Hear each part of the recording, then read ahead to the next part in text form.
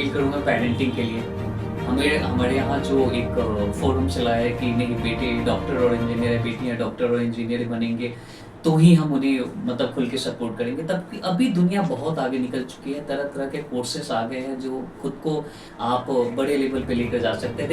देखिए कोर्स कोई भी छोटे और बड़े तो होते हैं, आपका डेडिकेशन किसी कोर्स के प्रति कितना है ये बहुत बड़ा मैटर है।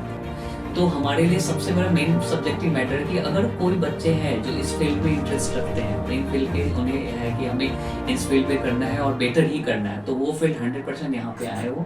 और मुजफ्फरपुर जहाँ के मैं बचपन से ही जान रहा हूँ कि मुजफ्फरपुर को एक मिनी मुंबई भी बोला जाता है। तो ये शहर हमेशा से फैशन के सेंस में बहुत ही आगे रहा है और ये बहुत ही मुजफ्फरपुर की एक आप दुविधा समझे या किसी चीज़ की समझे कि एक फैशन इंस्टीट्यूट को आने में बहुत लंबा समय लग गया है यहाँ पे।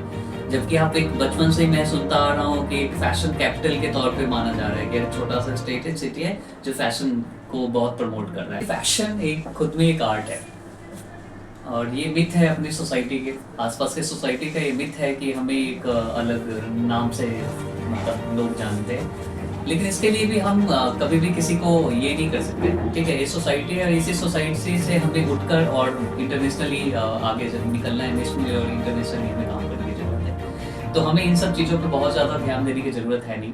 वो लोग जो फैशन की बारीकियों को समझते हैं ना, वो कभी भी ऐसे साउंडिंग नहीं करते हैं।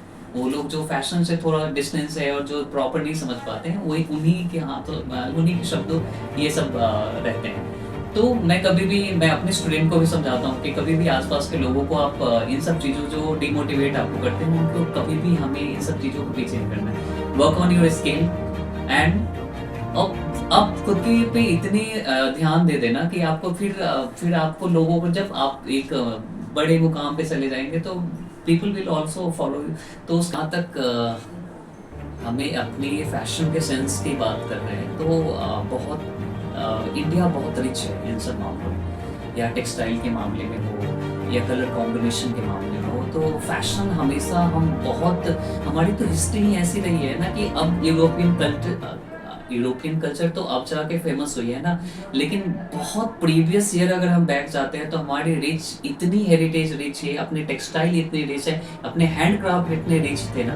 और जहाँ तक कॉस्ट्यूम डिज़ाइन की बात करें, जब मूवी में जिसको ये करते हैं तो कॉस्ट्यूम डिज़ाइनिंग की बात करते हैं हम, तो कॉस्ट्यूम डिज़ाइन के सेंस से अभी अवेयरनेस वहीं से तो सबसे ज़्यादा फैशन में फैला है ना। आप मतलब डेली शॉप जितने भी होते हैं, टीवी शोज होते हैं, रियलिटी शोज होते हैं, मूवी होते हैं, सब में